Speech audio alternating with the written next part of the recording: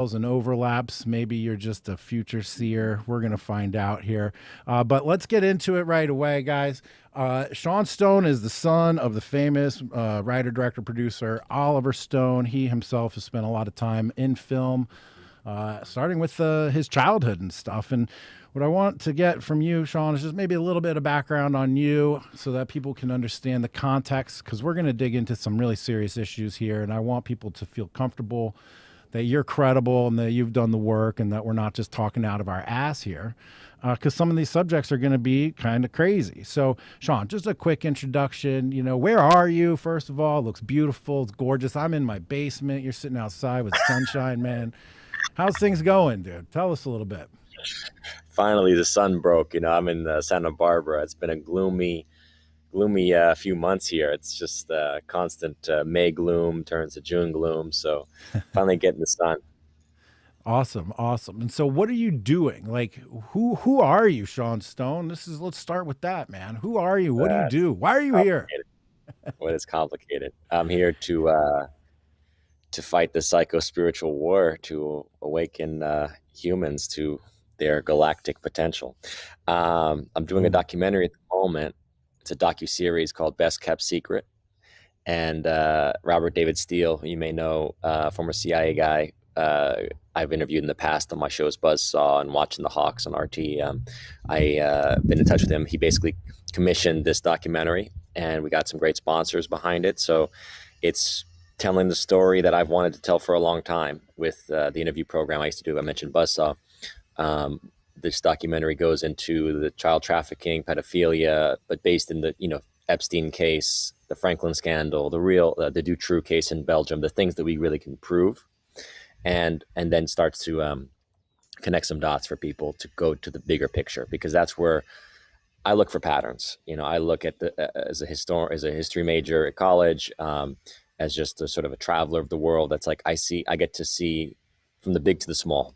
I get to sit with the lowest class to to some of the highest people in power, and I like to give that perspective to people to connect dots maybe that people don't have time to connect when they're just living their lives, going through routine, watching the news. This is why I always hated the news. And when I came to do Watching the Hawks at RT, it's like I always wanted to bring that perspective that since I was a kid in 90s, 98, 99 time period, I remember the Kosovo War, and the media was hyping that war and how we had to go and kick Serbia's butt. Milosevic was the dictator of the time, and he was the new Hitler. That was their language.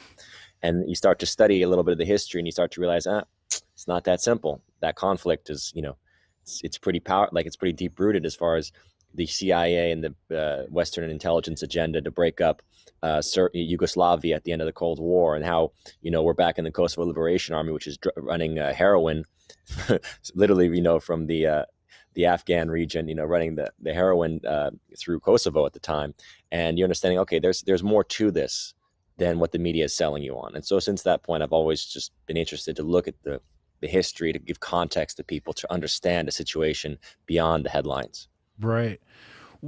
Man, a lot there already, sir.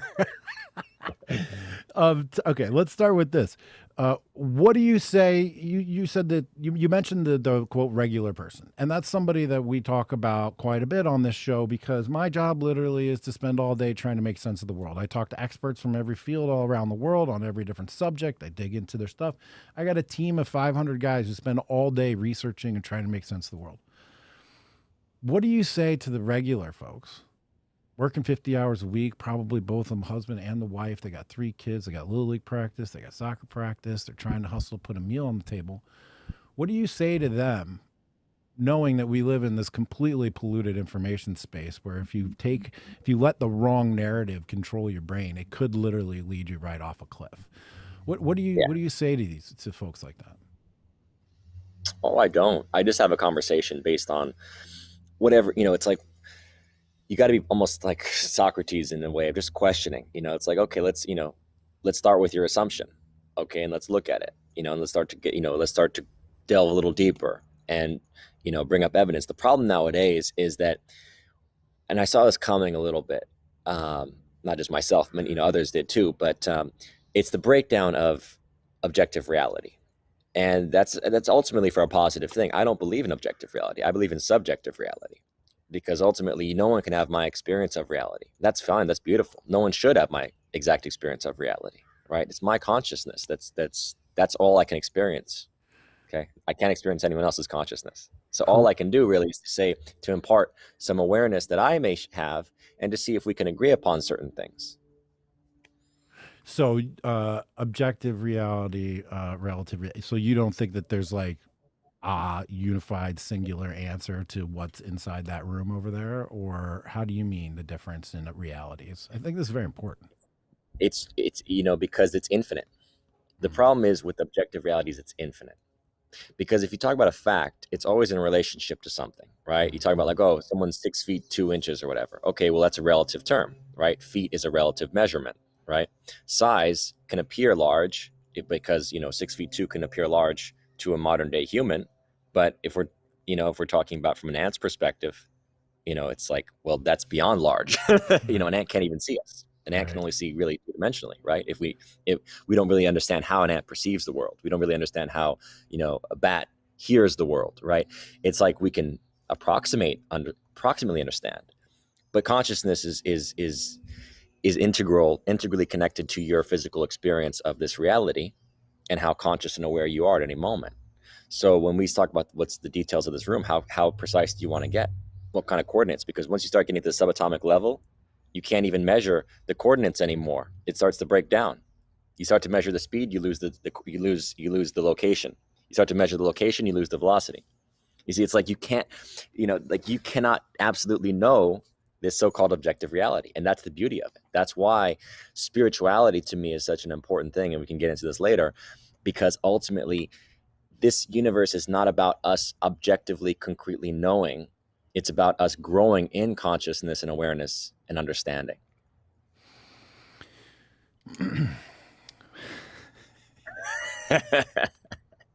12 books to be written based on the last 6 minutes of conversation there.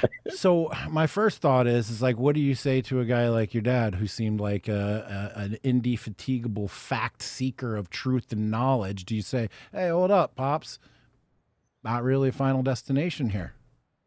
Yeah, he and I, it's interesting because my spiritual journey began because of him. He started practicing meditation when I was about 7 years old. He became Buddhist. And in the journey, he took me to India, Nepal, and Tibet.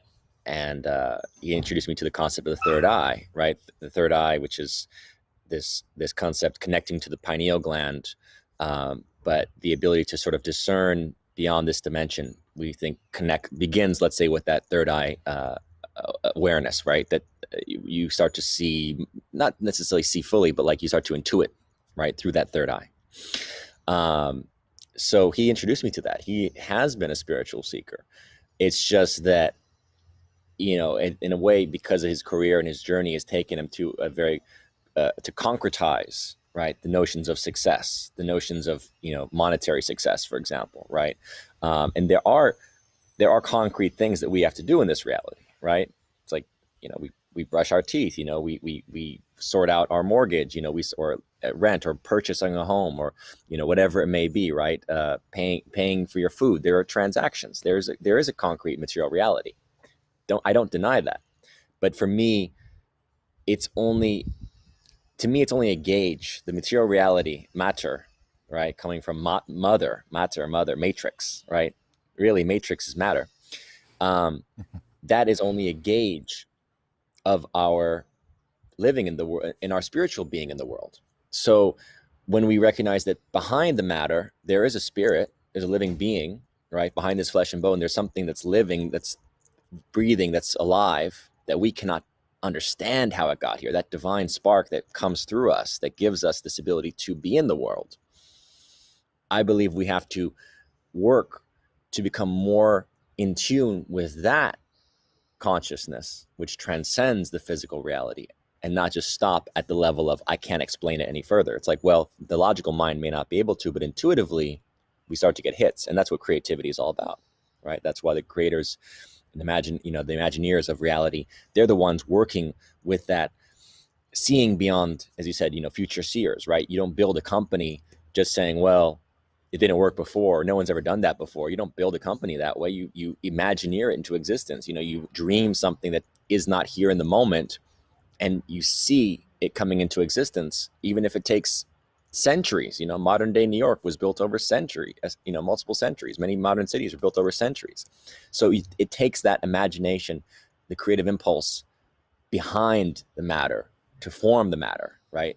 To inform the matter. We haven't gotten yet to diagnosing the problem, but we are talking about a solution already. And what role do you see for spirituality in America right now? I've been doing a lot of research and studying. I'm doing a fellowship this fall at Claremont, and so I'm trying to get up to speed with all these fancy political philosophers. And I've just been reading a ton about God's rights and natural rights and spirituality and government and doing well and doing good. And a quote from Locke the other day blew me away. He said, dissolve God and you dissolve everything. And I'm feeling as though we've done that here in the United States. How do you share that diagnosis in terms of sort of the death of American spirituality? And what, in your world, like what would be an alternative, or what advice would you give to us collectively as a culture, as a nation, on a spiritual journey? Where I believe, look, I was bar mitzvahed and raised Catholic. I lost both of those in adulthood. Went through a phase where I was pretty much atheist. Now I am praying for my epiphany, and I want it almost more than anything else right now. It's not coming. Can I have it? But like, where do you what do you think? Oh man. Well, the documentary I'm working on, Best Kept Secret, does get into the Satanist stuff to a certain extent, because people misunderstand that Satanism at its heart is, in a way, hardcore materiality, hardcore scientific dictatorship, scientism in extreme form, right, is one aspect of it. Not the only aspect. Satanism can literally involve worshiping the dark side, the Sith concept, right, Mm-hmm. of worshiping ego and serving, only satisfying one's own self with no inclination or compassion for others. That is an expression of it. But extreme materiality is, to me, expressed, and the scientism of this time period is expressed in this whole pandemic thing. I mean, it's just crazy to have such a fear of a virus and fear of death that you're seeing in people. I mean, we saw it. I woke up to my spiritual life really, I would say, kicked off hard right before and around 9/11, because I saw the same kind of fear, right? It was like people can't fathom death in America. It was like, my God, they're killing us. How dare they? And you go to the rest of the world and you're like, man, people are dying in the streets. Literally, I've seen babies die in streets in India. It's just like, it's just life. That's how people, that's how we've all understood life for centuries. And all of a sudden, it's like we wanted to carve death out of it. And it started off, with the seatbelts. Put your kids in seatbelts, and make sure that the kids, are safe all the time, and they can't play on the bikes, and they can't go outside, and just put them in front of the television and don't make sure that they're safe. It's like this whole construct of a false artificial safety that we want to put over people. Take your drugs, take your pharmaceuticals. The vaccine will keep you alive. It's a narrative, right? It's a narrative that people have bought into since they're little kids, not realizing that they're toxifying their environment. They're eating foods that is literally like, not even food. I don't know what you can classify some of this. It's genetically modified at the least. If not added with all kinds of high fructose corn syrups and sugar, and which itself is it's a toxin. I mean, there's so many things that we're polluting ourselves with daily, and yet we have this illusion that you're safe. So you're not sick until you go to the doctor. Well, how about no? How about your system is literally rotting, and that's the pot bellies and the overall like unhealthy lifestyle that people are living. But until they get sick, it's like, well, it's not real. That's the problem that we're in. It's not just to do with God. It's just like an overall relationship to spirit, which, as I said, the living force coming through us at every moment that we're even breathing. We are a living system. That's a miracle. That we're even here right now is a miracle. Do you understand how complex a system the human being is, or any living creature is? All right. I mean, that's why true science, not like the dogmatic science of whatever Fauci says. I'm talking about the real science, not Pope popeism. Modern day popeism is the the following the CDC guidelines or whatever, the NIH. That's modern day popeism, Catholic Church kind of stuff. But real science are the scientists like Einstein that say, I believe in God, because it's just too complex. You Yes. you can't fathom how complex this universe is. Real science says the human system is so fascinating that we can't definitively say any how a thing is going to interact with the human body. Like, every human body is different, and that's why some people are going to die from a vaccine and others are not even going to notice the symptoms, or maybe the symptoms, the effects of it won't even harm them in the way that it can someone else. The same with drugs, the same with pharmaceuticals, right? So it's like we are trying to do this one size fits all notion to living, and this is a problem for America, because America's built in individuality, not like wholly, because obviously it takes teamwork and cooperation. And I don't believe in this Darwinian conception of individuality, like extreme egoism of Ayn Rand or something. But individuality is such a principle enshrined in our Bill of Rights, and it feels like it's being written out of existence in this country. Mm. No? Yes, 100%. I mean, you touched on a couple of issues that we here talk about on the show a lot, which is the perfectibility of man. It appears as though that there's a lot of people in control and power who believe that men can be perfected, right? And so if is there an existence of imperfections, that means we're not trying hard enough. We're not doing it hard enough. We just need to throw more money, more energy, more control, more control, and then maybe finally we'll get it right. But as you said, the complexity of human life, the complexity of society and culture, you can't just push a button and expect one outcome to come out. I mean, the best that we can possibly do is tweak parameters and tweak maybe who's in and who's out, like the borders and the perimeters, and then just sort of cross your fingers and hope something good comes out of it, instead of this notion of being able to absolutely control everything all the time and make everybody better. Do you think that there is what is the correlation, if any, causation between like us just sort of feeling like we're falling off a cliff and then the absence of American spirituality? And like how do we close that gap? Because we have taken away the guardrails of society, church, cultural pressure, socially enforced issues, things that were like had us going for a long time. They sort of stripped them all away. Now anybody can be anything at any time. There's no guardrails. There's no God. There's no institutions. The church has been diminished. If you're atheist, there's like what? There's no natural laws. There's no rights for men. How do we bridge this gap, sir? I mean, I think we're seeing a similar gap, and I'm curious. You seem to have done it personally, or you're at least on a journey. Anybody on a spiritual journey who says they've arrived is probably dead. But what's your prescription for America, man? It's the same everywhere in the world. What you just said about the desire to perfect the human being, you see, it's like that's our personal choice. That's our personal journey, I believe, as the human spirit incarnating through these forms. I have memories of my past lives, and not all of them, but I know I'm not from this timeline and this, born in '84. It's like, no, I know I'm ancient, and I have memory of other worlds, and I have knowledge of these things that no one can give or take from me. And that's what spirituality is. It's our own connection to our soul, right? At a fundamental level, it's connecting to our soul, because we can't speak of God, really. I mean, God is like, that's so transcendent and absolute. You we can't even look at the sun for 5 minutes. How are you going to look at God? I mean, Right. you can't see the whole world. You can stand on a mountain, you can't see the whole planet. Like, we can't talk about God, and that's the problem people get into. They Mm. want to tell you what God thinks. It's the same thing that these transhumanists in power want to tell you. This is what a perfect human looks like. This is Hitler would say, that kind of stuff. Oh, the perfect human is blonde haired and blue eyed, and grown from an Aryan blood race. I mean, come on. No one can tell you what is perfect. No one can tell you what God is. No one can speak for God, and yet everyone wants to when it comes to controlling other humans. Right. This is the Indeed. problem. And we've seen it in other countries. We've seen it certainly in totalitarian systems across the world. And it's coming to America. Mm. And that's the thing that's like, wow.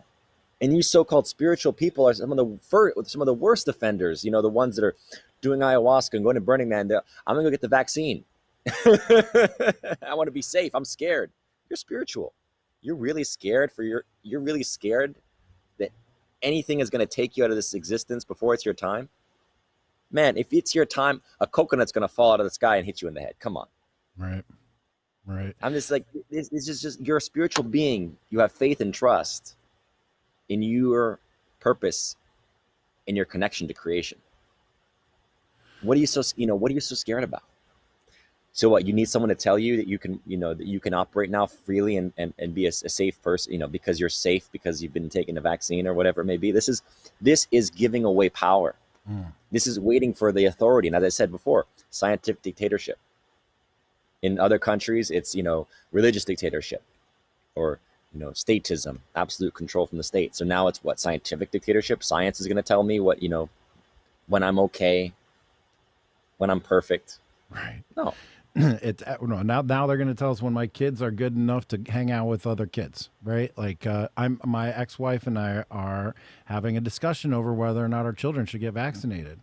They're both super healthy, varsity athletes, phenomenal condition. They eat right. They don't have no inflammation in their body, no issues whatsoever. And yet she wants us to get the damn vaccine. And the only thing I can come up with now is that it's peer pressure. That's all that's left is peer pressure. There's no science. As everything starts to unravel even more so, there's really no risk management calculation that makes it reasonable to 100% take on a vaccine when you may not get the virus. And even if you do it, it's not going to be a big deal. Well, let me break it down to you like this. This is how simple it is. Tell me. How many kids have died from COVID? I believe 284 in the United States. Okay, exactly. Yeah. Exactly. So what is this? Like going out to buy a damn Air Jordan? Do you understand how this conformity thing has worked in this America? It literally starts when we're in high school, or even in elementary school, really. And you go to school and it's like, oh, you're not wearing the Air Jordans. You're not cool. Go, oh, Dad, I want the Air Jordans. Get me the Air Jordans. This is such lame ass stuff, man. And for these people, honestly, let them go on their way. Lions got no time for that. There are plenty of sheep in the world. Yep. Lions are rare. Indeed. It's tough when the kids, I have a tough time. They're trying to figure out their identity, their status, how they fit in, and they see these material objects and they see a status associated with them. I understand that's a little tough. It comes down to the parents explaining. But I can still remember, dude, I'm a little bit older than you, and I remember when those Jordans came out, and I was like, Dad, buy me those Jordans. And when I didn't get them, I thought the world would end, but guess what? It didn't. And then one day when I got them, I thought the world would be great, and guess what? It wasn't. So, you asked me a bit about spirituality before. Yeah. As a kid, I was very spoiled.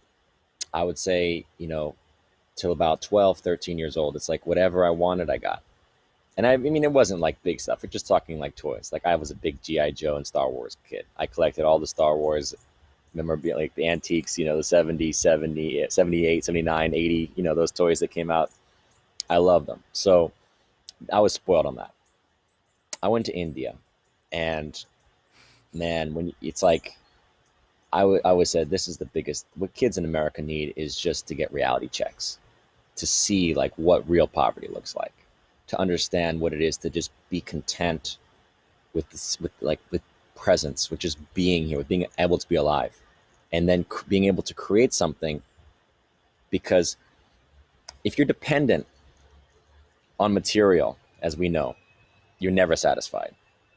If you're, like you said, if you're waiting for that thing, it's like, and this is the problem in America. To this day, these people are still operating on that system. It's like, well, once I get that relationship, everything's going to be good. Once I get the model wife, once I get the model car, once I get the model house. No. What do you bring in this moment to existence? Because if you're not there now, you will not be there in the end.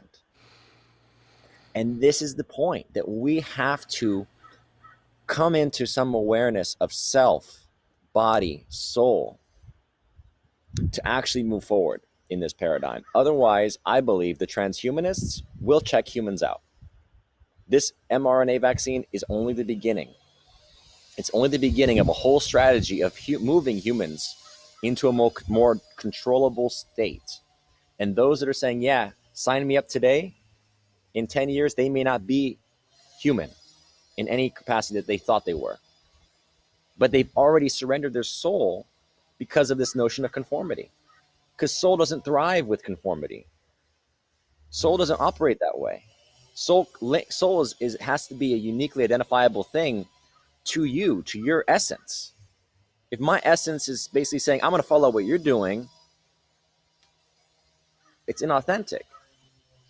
And for a country that was built on the notion of authenticity, it's amazing to see how corporatism has taken over so much of our mindset to surrender our individuality, which is the most precious gift that you're given in this country. That freedom of rights and speech that many people, value and cherish about coming here. It's like we're just throwing it away. We're just give it away. I don't need it. Give it to the corporation. Let the doctor have it. Let the government have it. Let Fauci have it. Whoever. Let Instagram have it.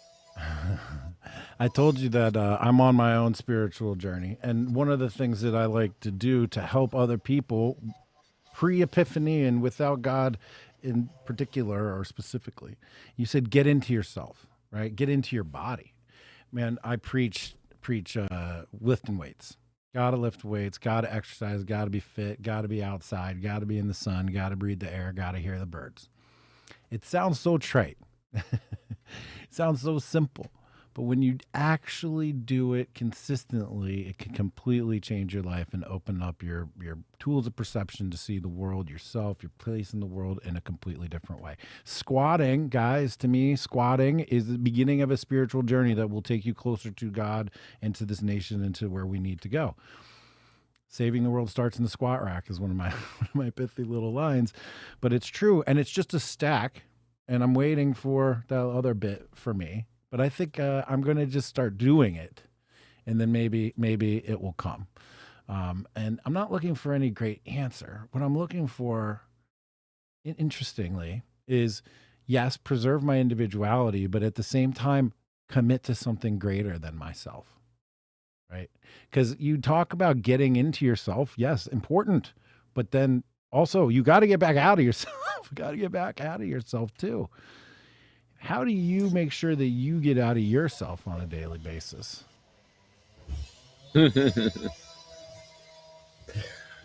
I don't know. I mean, first of all, I've worked out since I was 15, and I have a similar appreciation of it for you that you do. I also came to realize in more recent years, it's not just the weights, it's actual.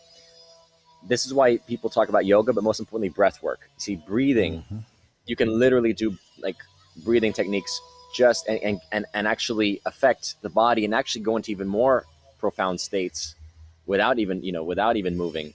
My girlfriend teaches breath work, and she has a school where she trains people in it, Sacred Breath Academy, and so I've seen it and felt it my firsthand. But Kundalini yoga, similar, yogis of the East have done breathing techniques for centuries, and that's how they've attained, catharsis, and they've had those moments you're talking about. You're looking for that epiphany.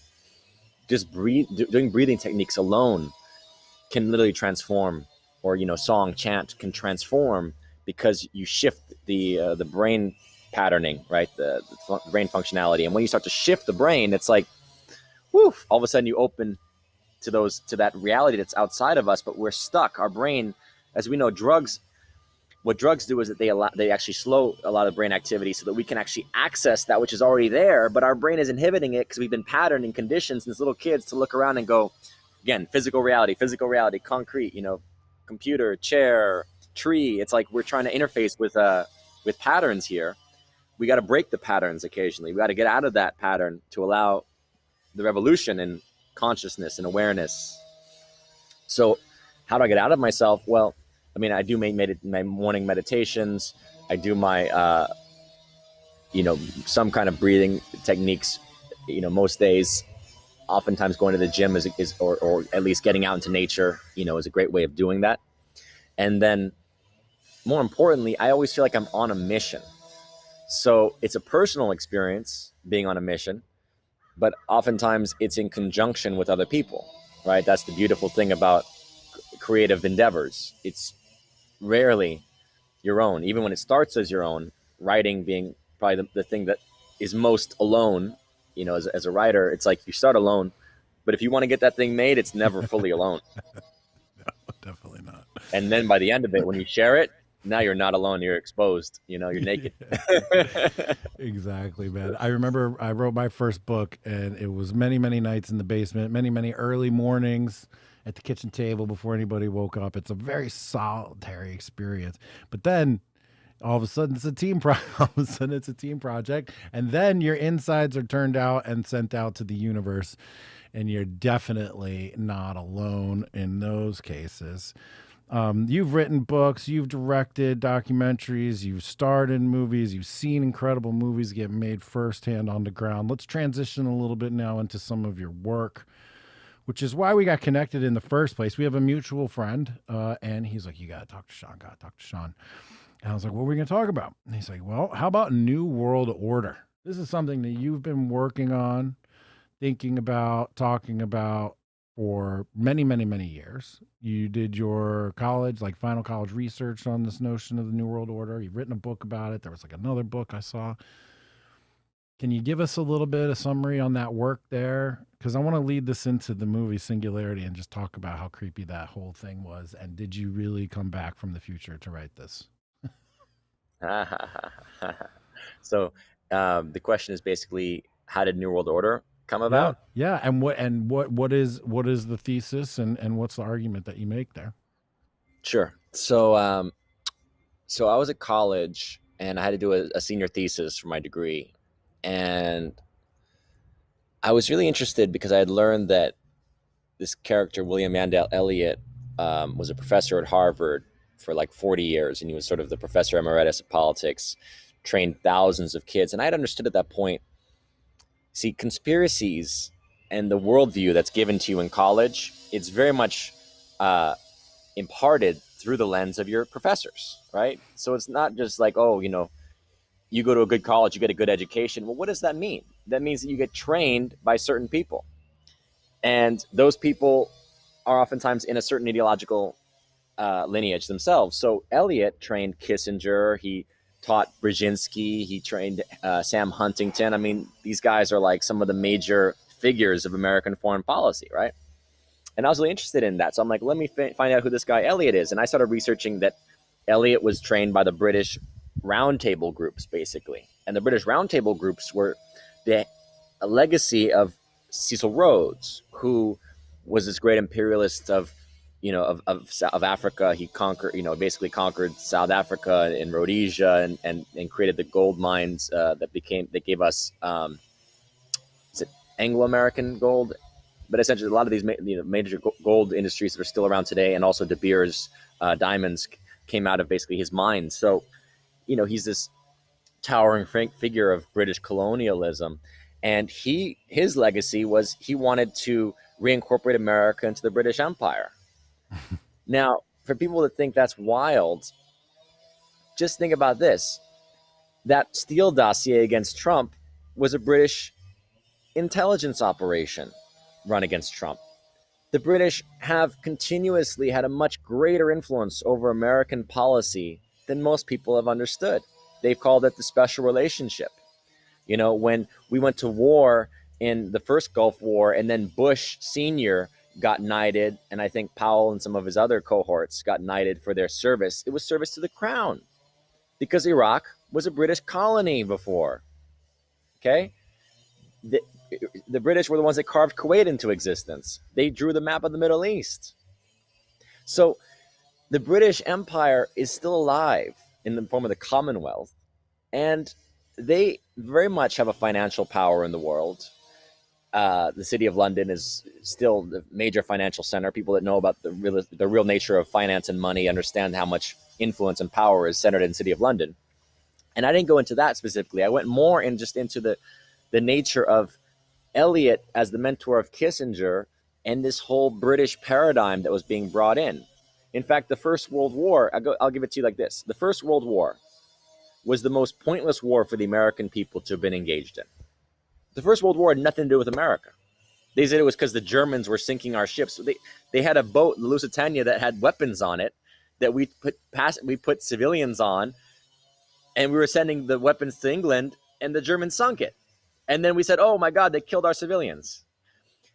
This was to prompt our involvement, because why would the Americans care about the British? The British were an empire. They had a quarter of the planet under their colonial rule. Why would they care about the British? Why are the Germans worse than the British?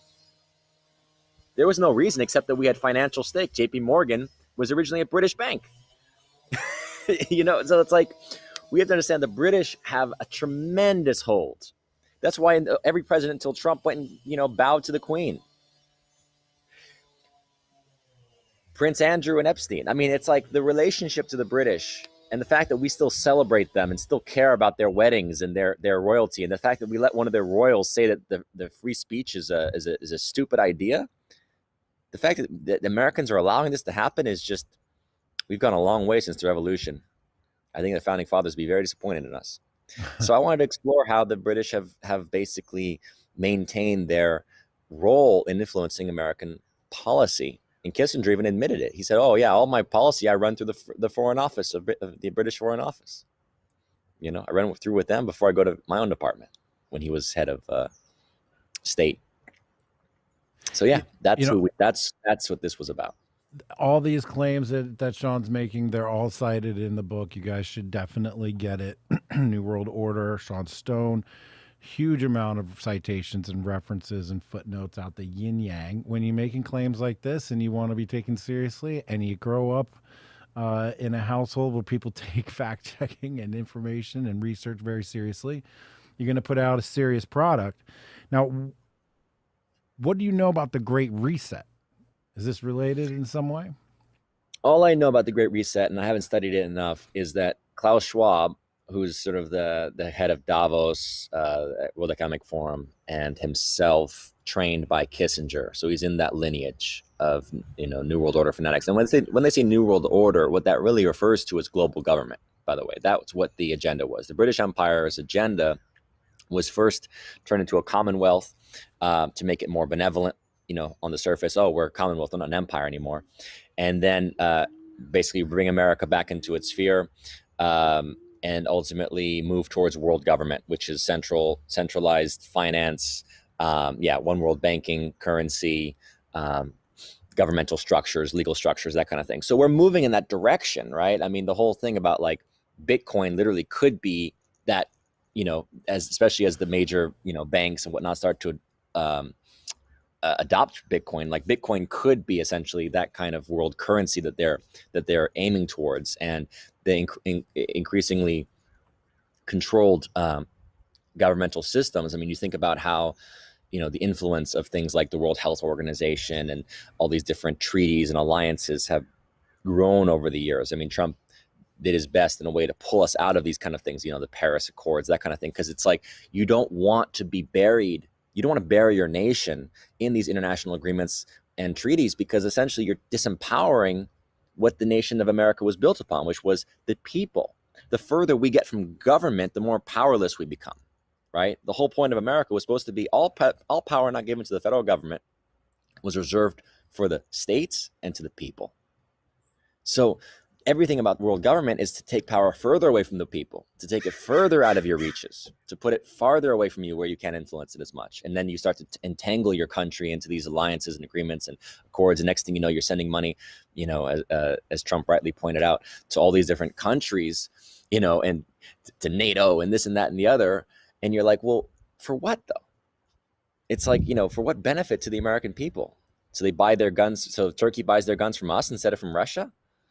It's just like you're basically fleecing the American taxpayer to essentially prop up a global structure that ultimately doesn't serve the American people, as we've seen more and more, because the corporations of the planet have grown richer and richer and richer over the last decades, to the place where the Swiss did a study and it was like 1,000 interlocking corporations and their boards had like half the world's wealth in their control.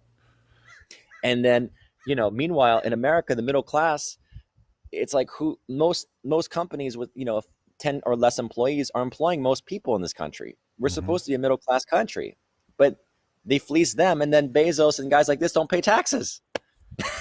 It's like, do we understand yet the corruption that's going on? It's obvious to anyone with common sense.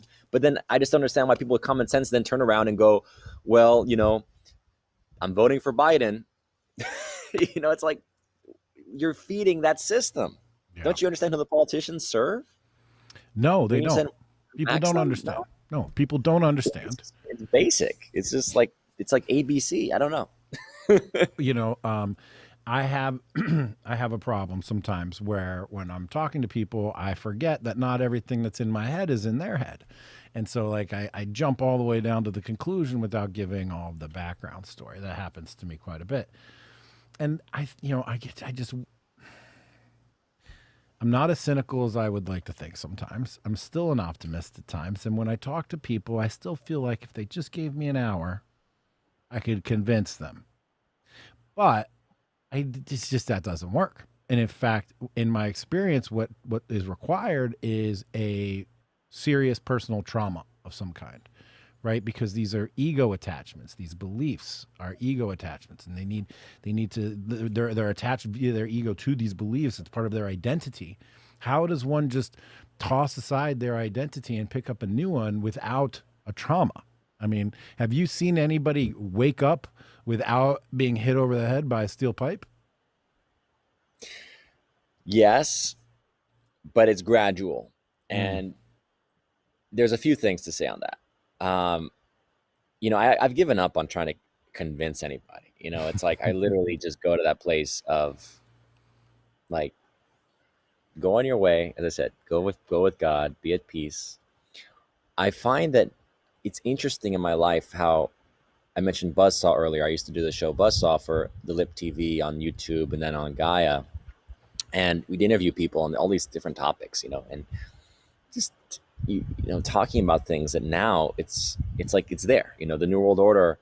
Um, it's like people were seeing it all of a sudden last year for the first time. They were like, "Oh my God, the government is literally like locking down small businesses," and then Walmart and Whole Foods are open, but you can't go to your hair salon or whatever. The jewelry shop has to be closed. I mean, there was just things like this. You're sitting there going, man, and people were sitting there in their lockdowns and their quarantines, and you know, and especially in the Democrat states, right? It's supposed to be like liberal, supposed to be, you would think like, okay, more, free, so called. Yeah, obviously not.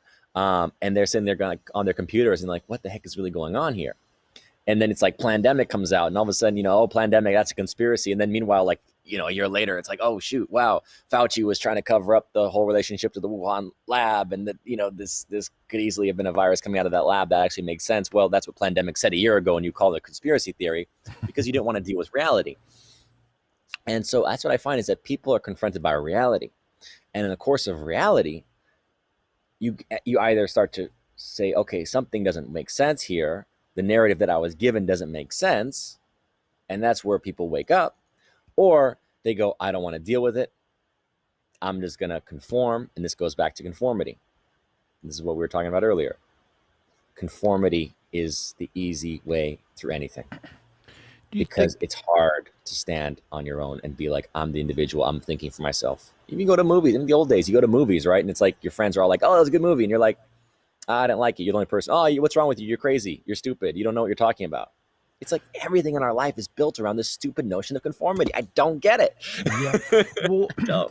there's got to be an evolutionary fitness reason for it. You would think, right? There's got to be, it served a goal in the past, right? We were talking about objective reality earlier. And, actually, it doesn't even matter if there's objective reality. The only reality that matters is like, are you surviving and reproducing and replicating? Like fitness for reality. Are you fit to deal with this reality? I mean, this is probably far afield for both of us, but like somehow there had to have been some evolutionary advantage to being conformist, right? Like doing all the No, things actually, that, everybody is doing. no, no. No? So here's the funny part: the evolutionary advantage is to being um, an individual.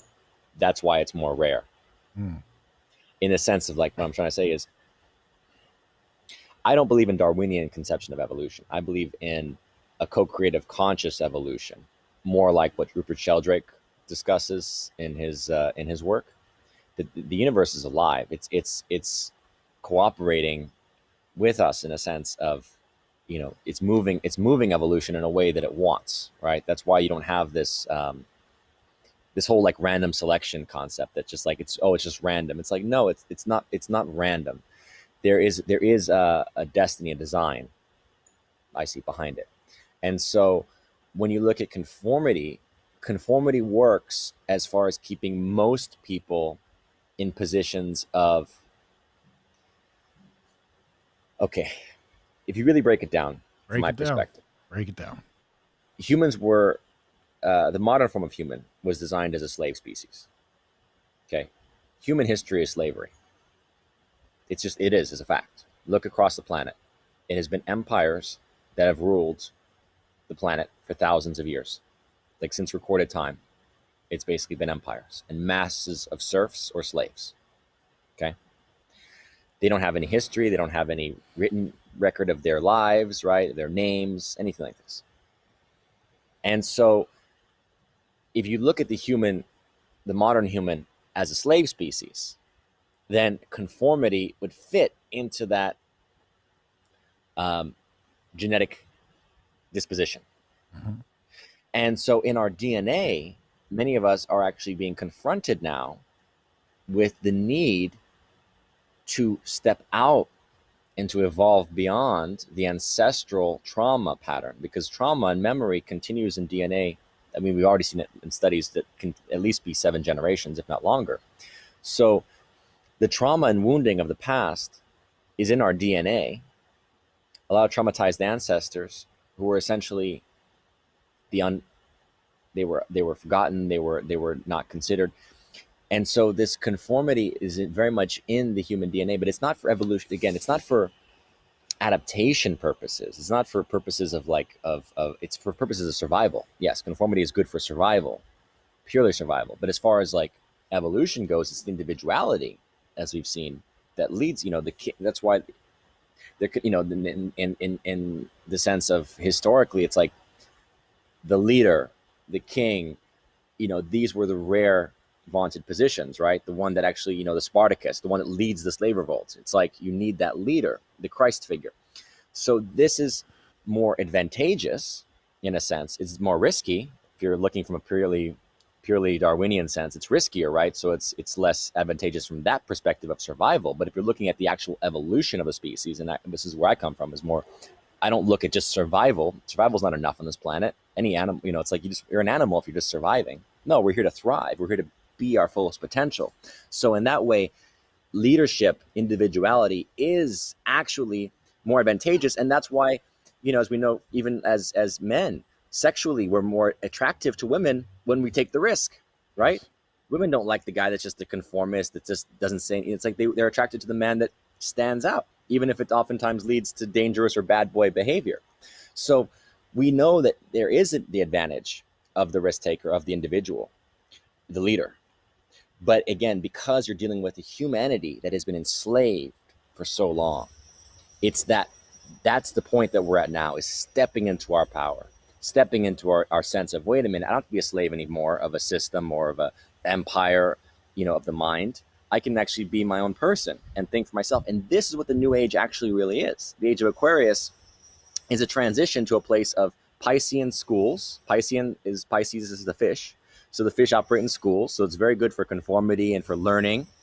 And now we're out entering the Aquarian age, where you have to be the water bearer. So you actually have to carry the water. You have to carry the information, the knowledge, the wisdom, and stand on your own 2 feet. Are you familiar with traditionalism? Sort of In what sense? golden ages, cycling through to like a dark age and then back again. Mm. Well, I don't know where we are in that sense. I think we're still in the Kali Yuga, but the golden age it's like we've gone to the pits of hell, which is the most extreme form of materialism. Yeah. So I think the only way beyond that is to start moving back to the golden age.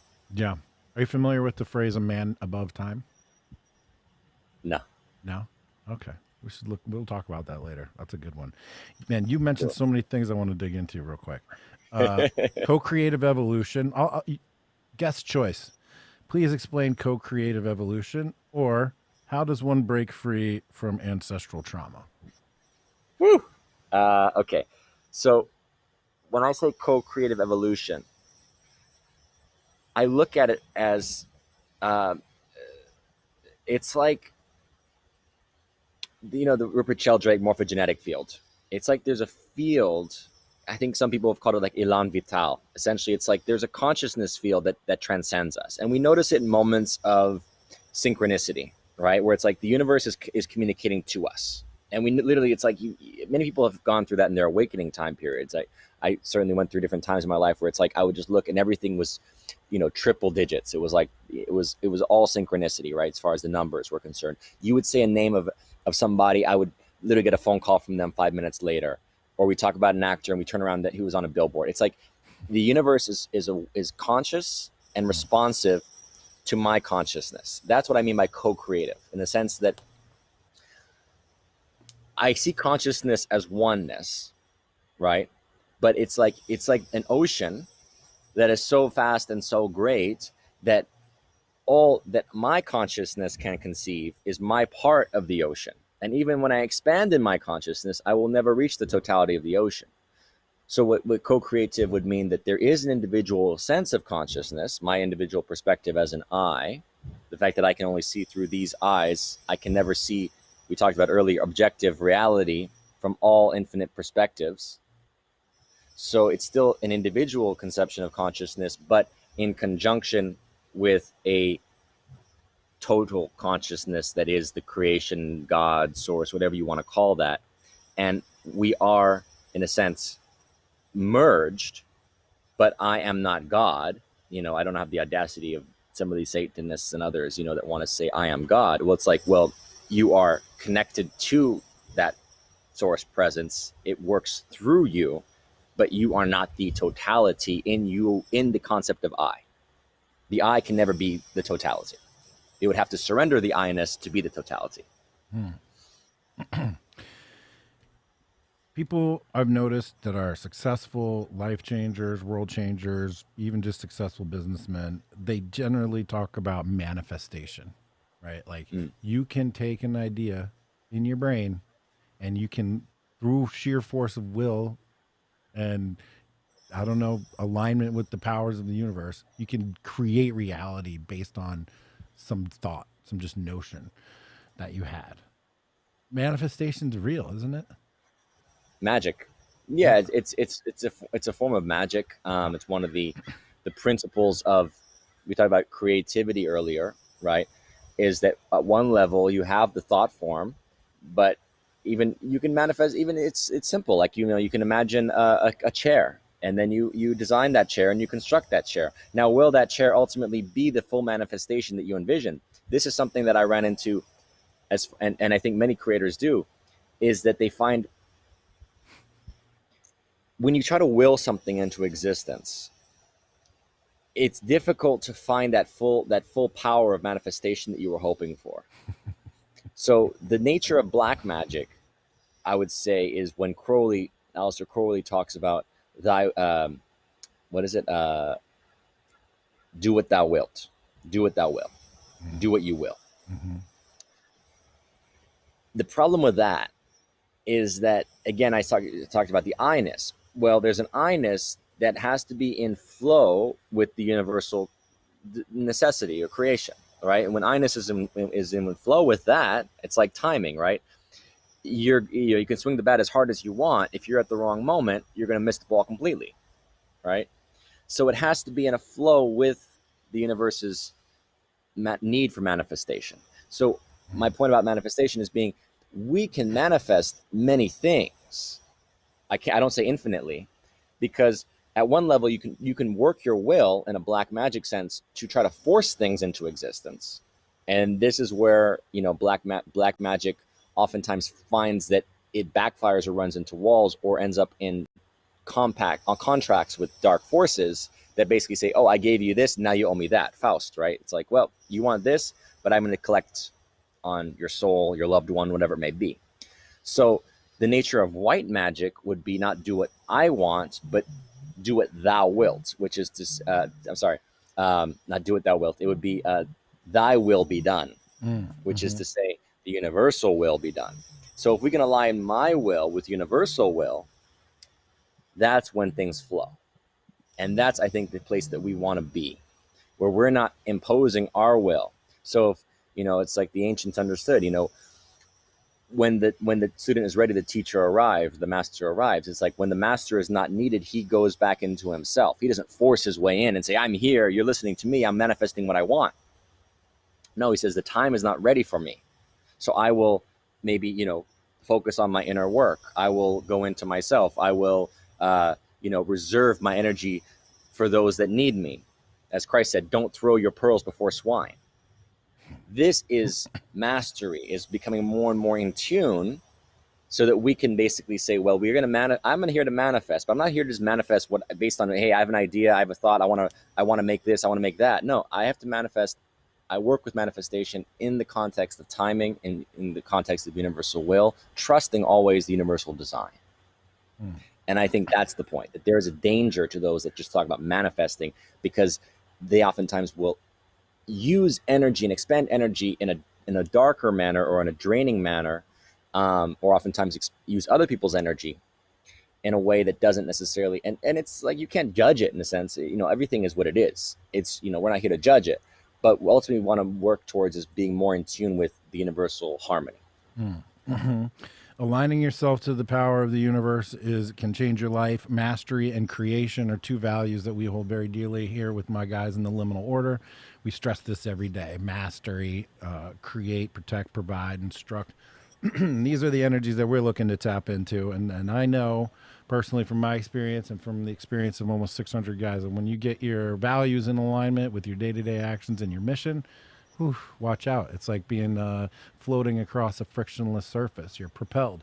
At that point, the only thing you're worried about is time management. How do I just be more efficient with myself, because there's so much in front of me. In another podcast I had done a few weeks ago with a good friend of mine, Mike Cernovich, another conservative, not really conservative, but just a, don't mess with me and let's enjoy the world kind of guy, right? Like, which is like what we are now. I don't know what that political strain really is. But he and I also had a conversation about energy, about manifestation, and about trauma. And you mentioned it, so I want to ask you again.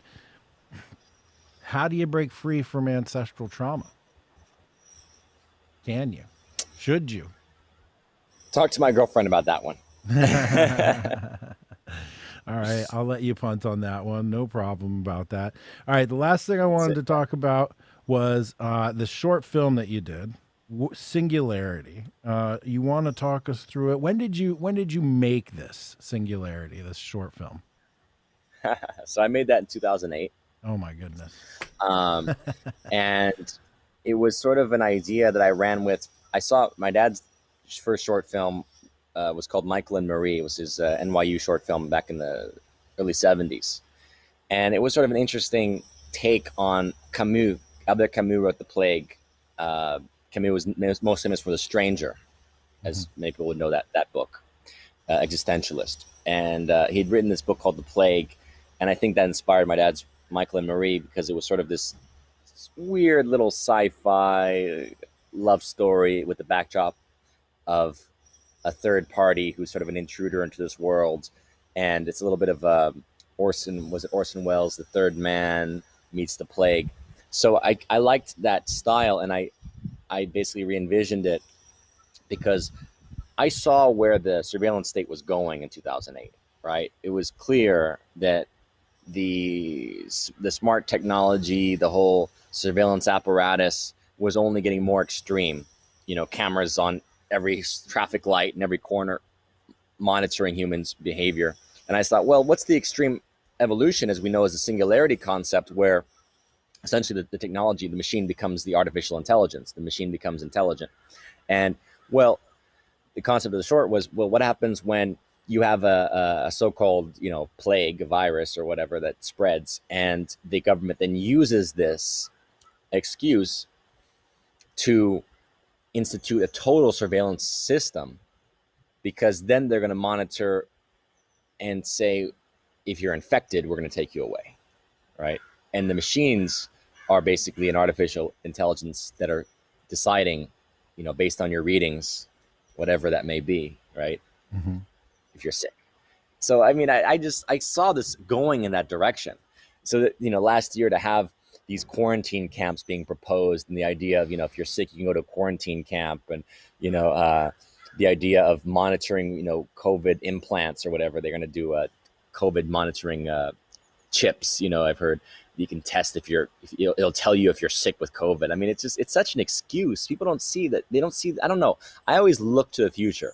That's why my company is called Harbinger. We look ahead. We don't just look to like, well, today, let's just solve the problem today. Let's just, Right. let's just cure COVID. It's like, well, what are the means you're using? If you're going to implant yourself to fucking monitor excuse my language, to monitor a virus that doesn't kill anybody, what else are you going to put into your body next? What's the next excuse going to be? Right. Right. So anyway, Singularity came out of that thought process, and just sort of the Blade Runner-esque reality Totally. of a world where you let the government banish people, or take them away because they're so-called infected. And I thought that's a plausible scenario. I didn't realize how plausible till yesterday, till last year. Till yesterday. Definitely. So just so people understand, this is a short film. It's called Singularity. You can get it on Vimeo. I bought it myself recently and watched it 2 times. There is definitely a Blade Runner-esque feel to it. And I love how the drama plays out really between the relationships of the people who are there, and just their conversations and their dialogues, and seeing how people are reacting to one side of the position about the plague, or whether or not the science was right, or whether or not the experts were right. And the guy says, I don't know. The machines are never wrong. And man, dude, are we not there now? I mean, we already, there's no great leap to go from Fauci knows everything, right? Which is just an artifact of our, Fauci knows best. right? Of our, Fauci knows best. Father knows best. right? Father knows best. Fauci knows best. Our love of experts, right? Our sort of expert worship. That's not very much space between that and being like, the machine said, I got to take you away.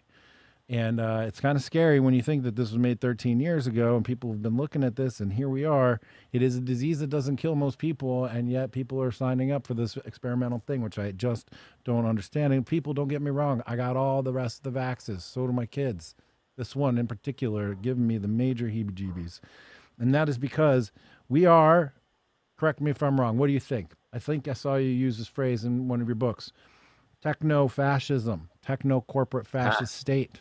I've been pounding that drum for a couple of years, and I really think we're here now. Actual corporate fascism, a techno corporate fascism, true senses of the definitions, exactly Mussolini style. Are we there, Sean? Is that where we are right now?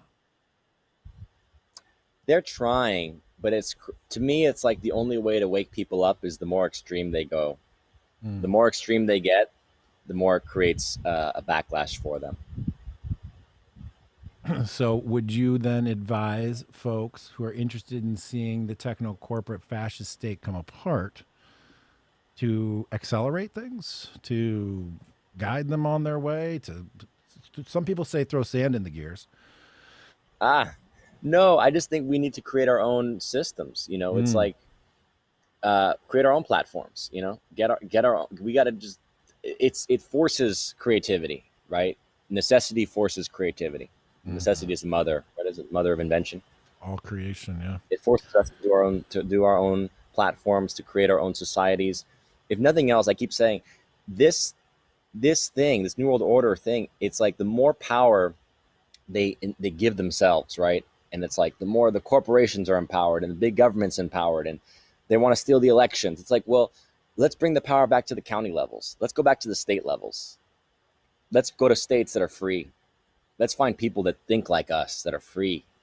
That's the only way we can unite and win, is to align with those of a similar belief in principles. We want freedom. Amen to that, my brother. That is exactly what we're doing in the Liminal Order. It is my international group of men that we've come together based on our shared common values, our desire for sovereignty, actual literal sovereignty at some point, physical, financial, mental, emotional, spiritual sovereignty for now. But we are working on that. And I can tell you that the power of getting together with people with shared values and a common worldview, you can achieve anything you want when that happens. The world opens up, everything becomes easier. It's not 1+1, it's 1x 100 million, and you're off and running. So I love the fact that your advice to all of us listening was to get with people that share your values and build your own networks and your own societies, because that is where we need to go. Sean, I know we're up on time here. I just want to say thank you so very much for coming on. I love chatting with you. I feel like we could talk about 50 million billion other things. And I do appreciate it. Guys, go out there and check out seanstone.info. There's all kinds of information on his books, his directing, his writing, his acting, documentaries, things to check out, stuff with his dad. Very cool. Sean, thank you very much for coming on, man. It was a great time, and it was good to meet you. I appreciate it. Oh, it's a pleasure. And like I said, if you want to get into uh, the trauma issue and all that, interview my girlfriend. She's a she's a wonderful storehouse and wealth of information on a lot of the spiritual things that can, especially for men, actually, that can help us to awaken and soften and deepen. Awaken, soften, and deepen. I love that. Sean Stone, thank you very much, everybody. Go down, check it out, seanstone.info. Guys, if you like this show, please share it with everybody. It is the best way for us to get the word out there. Everyone tells us we're woefully undersubscribed, woefully underviewed. Guys, share the video, put it out there, hit subscribe, hit remind, tell your friends. Follow me on Twitter at Jack Murphy Live. Everywhere else on the internet, I appreciate it, guys. Thanks for tuning in. Tomorrow, we've got on the Friday show, we've got the best street reporters in America coming together for a conference. We're going to talk about what happened last year, what's going on this year. And make sure you check it out tomorrow, 12 o'clock p.m. Eastern.